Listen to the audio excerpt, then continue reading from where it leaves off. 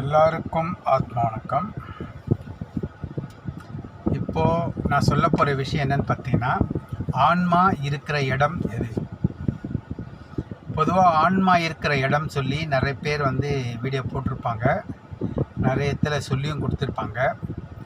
ஆனால் சித்தர்கள் சொல்கிற வழி இருக்கிற இடம் அது பார்த்திங்கன்னா, நம்ம உச்சிக்கு கீழே உள்நாக்குக்கு மேலே வெச்ச விளக்கு எரியுதுன்னு சொல்கிறாங்க இல்லையா, அதுதான் நம்ம ஆன்மா இருக்கிற இடம். ஆன்மா இருக்கிற இடம் உச்சிக்கு கீழே உள்நாக்குக்கு மேலே, அங்கே தான் நம்மளுடைய ஆன்மா இருக்குது. அந்த ஆன்மாவை உணரணும் அப்படின்றதுக்காக நிறைய பயிற்சிகள் இருக்குது. அதில் வாசி யோகம், குண்டலினி யோகம், கண் பயிற்சி, தீப பயிற்சி, இப்படி நிறைய பயிற்சிகளை எல்லாரும் வச்சுருக்காங்க. ஆனால் இதில் ரொம்ப சுலபமான வழி இந்த வாசி யோகம்னு சொல்கிற தொண்டையிலேருந்து இழுத்து அண்ணாக்களை ஊதுற பயிற்சி. இது எப்படின்னு இதை கற்றுக்கிட்டவங்களுக்கு தெரியும், கற்றுக்காதவங்களுக்கும் நிறைய பேர் இந்த விஷயம் தெரிஞ்சிருக்கு. இது இந்த சங்குக்கு பின்னாடி நம்ம தண்ணி குடிக்கிற இடம். தண்ணி குடிக்கும்போது தண்ணி இறங்கும்.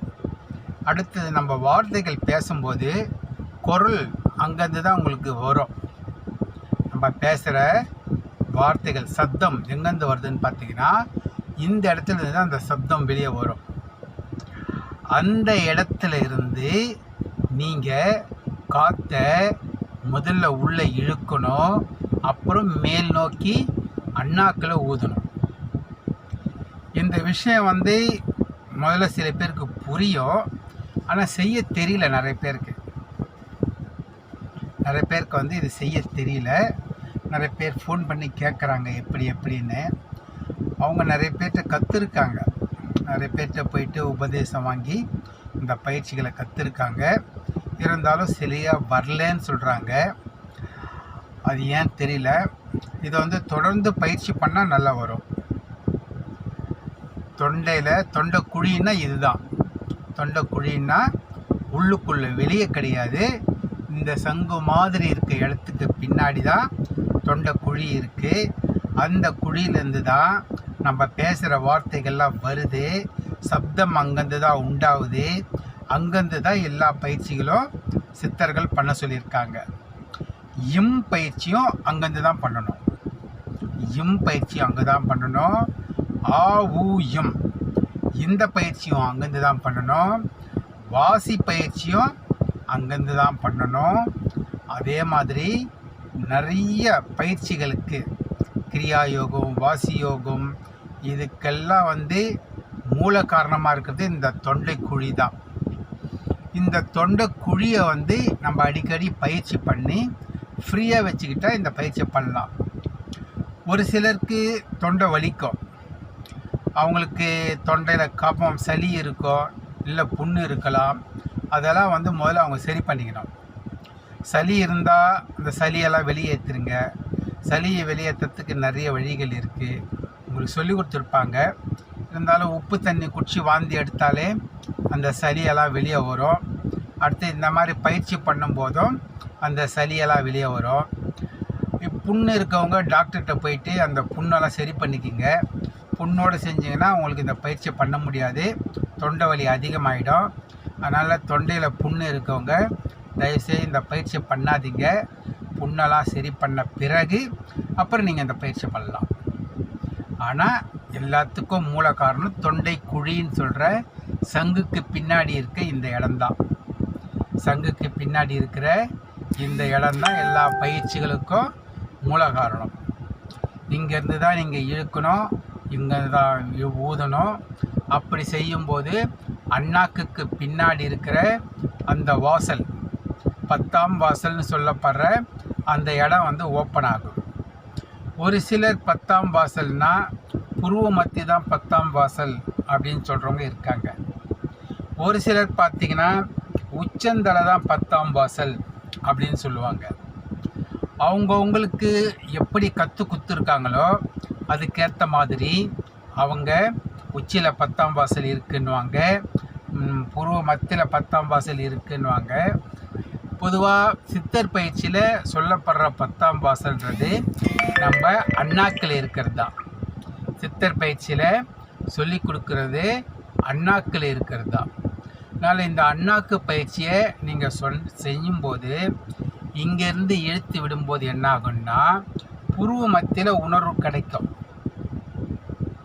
கஷ்டப்பட்டு நீங்கள் போய் தீட்சை வாங்குறீங்க, எல்லாம் பண்ணுறீங்க இல்லையா, இதை இங்கேருந்து பயிற்சி பண்ணும்போது ஆட்டோமேட்டிக்காக உங்களுக்கு இந்த இடம் உணர்வு கிடைக்கும்.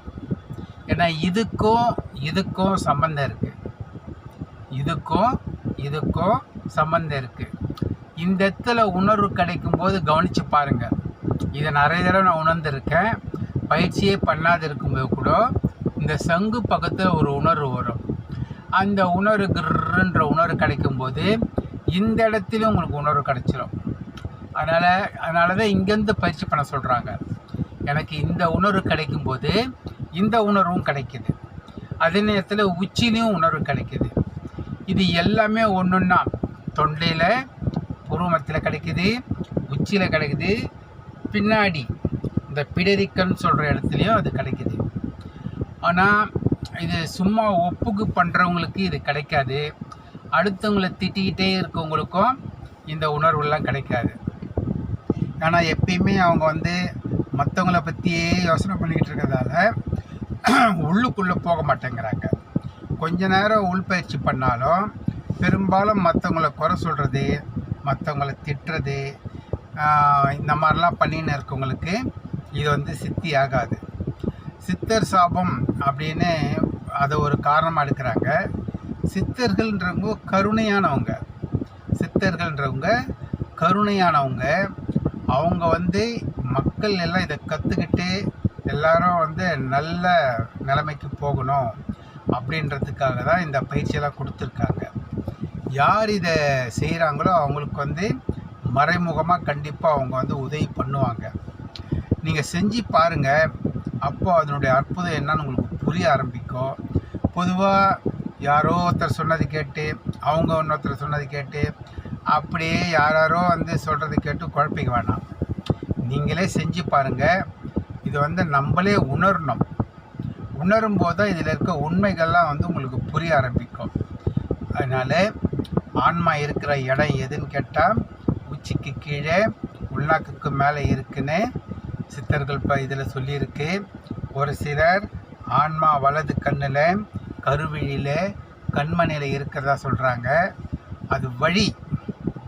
இந்த கண்மணி ஆன்மா பார்க்கறதுக்கான வழியை தவிர கண்மணி ஆன்மா கிடையாது. கண்மணி ஆன்மா கிடையாது. கண்மணியில் மனசை நிறுத்தும் போது அந்த உணர்வு அப்படியே உள்ளுக்குள்ளே போயிட்டு ஆன்மாவோட கனெக்ட் ஆகிருக்கும். ஆன்மாவோட ஜன்னல் தான் இந்த 2 கண்கள். ஆன்மாவோட 2 ஜன்னல் தான் இந்த கண்கள். இப்போ இந்த கண்கள் மூலமாக நம்ம பயிற்சி பண்ணும்போது அப்படியே ஆன்மாவில் போய் லயமாயிடுவோம். ஆன்மாவில் போயிட்டு அப்படியே லயமாயிட்டோம்னா நம்மளுக்கு ஒரு அற்புதமான உணர்வுகளை கிடைக்கும். இதை நான் சொன்னாலும் உங்களுக்கு புரியாது. ஏன்னா அதை செஞ்சு அனுபவிக்கிறவங்களுக்கு மட்டும்தான் இது புரியும். பெரும்பாலும் நிறைய பேர் இதை சும்மா ஒரு ஒப்புக்காக கற்று வச்சுக்கிட்டு நானும் வாசி யோகம் பண்ணுறாங்க. ஆன்மா பற்றி உணராமல் மற்றவங்கள பற்றியே எப்போ தப்பாக பேசிக்கிட்டு இருக்காங்க.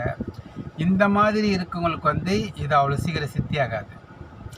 எதுக்காக இந்த பயிற்சி நம்ம கற்றுக்கிறோன்னா நம்மளுடைய ஆன்மாவை நம்ம உணர்றதுக்காக இந்த பயிற்சியை நம்ம கற்றுக்குறோம். இதில் மற்றவங்கள பற்றி நம்ம பேசவே கூடாது. நம்மளுக்குள்ளே போயிட்டு ஆன்மாவை பார்க்கறது தான் முயற்சி பண்ண. ஆன்மாவை உணரணும். அதாவது மனசை 3வது கண்ணு சொல்லுவாங்க. நம்ம மனசால் இதெல்லாம் உணரலாம். அதை தான் முயற்சி பண்ணணும், அதை தான் பயிற்சி பண்ணணும். அடுத்தது இப்போ இருக்கிற விஷயத்த நான் சொல்லிட்டேன். குண்டன் யோக பயிற்சி உங்களுக்கு தெரிஞ்சிருக்கும். மூலாதாரத்திலேருந்து மேலே கொண்டு சைடில் எடுத்து புருவ மத்தி கொண்டு புருவ மத்தியிலேருந்து உச்சி கொண்டு போயிட்டு உச்சியிலேருந்து அப்படியே உள்ளுக்குள்ளே கலந்து விடுறது. அது ஒரு பயிற்சி. இப்படி பயிற்சிகள் நிறைய இருக்குது. ஆனாலும் அதை கற்றுக்கிட்டு மற்றவங்களை நீங்கள் கவனிக்கவே கூடாது. நீங்கள் பயிற்சி கற்றுக்கிட்டு பயிற்சிக்குள்ளேயே போனீங்கன்னா தான் உங்களால் இதில் முன்னேற முடியும். உங்களால் அதை உணர முடியும். அடுத்தவங்க செய்கிற தவறை பார்த்துக்கிட்டே இருந்தீங்கன்னாக்கா உங்களால் இதில் முன்னேற முடியாது. மனசு அவங்க செய்கிற தவறு மேலேயே போயினே இருக்குமே தவிர நம்மளால் இதில் இம்ப்ரூவ் ஆக முடியாது. அதுக்காக தான் சொல்கிறேன், பயிற்சிகளை செய்யுங்க. நேராக ஒரு குருவை பார்த்து கற்றுக்குங்க. கற்றுக்கிட்டு மற்றவங்கள கவனிக்காதீங்க. நீங்கள் எதுக்காக கற்றுக்கிட்டீங்களோ அதுக்காக பயிற்சி செஞ்சிங்கன்னா அதனுடைய பலன் உங்களுக்கு கண்டிப்பாக கிடைக்கும். இதெல்லாம் இலவசமாக தான் கற்றுத்தராங்க, யாரும் பணம் வாங்குறதில்ல. வாசி யோகன்னு போனாலும் இலவசமாக தான் கற்றுத்தராங்க. குண்டலினி யோகன்னு போனாலும் இலவசமாக தான் கற்றுத்தராங்க. இப்படி கரெக்டான இடத்துக்கு போனீங்கன்னாக்கா இந்த பயிற்சிகளில் உங்களுக்கு இலவசமாக தான் கிடைக்குது. கற்றுக்குங்க. கற்றுக்கிட்டு இதுக்குள்ளே முன்னேற பாருங்கள். எனக்கு தெரிஞ்ச விஷயங்களை சொல்கிறேன், அதுக்கப்புறம் உங்கள் இஷ்டம்.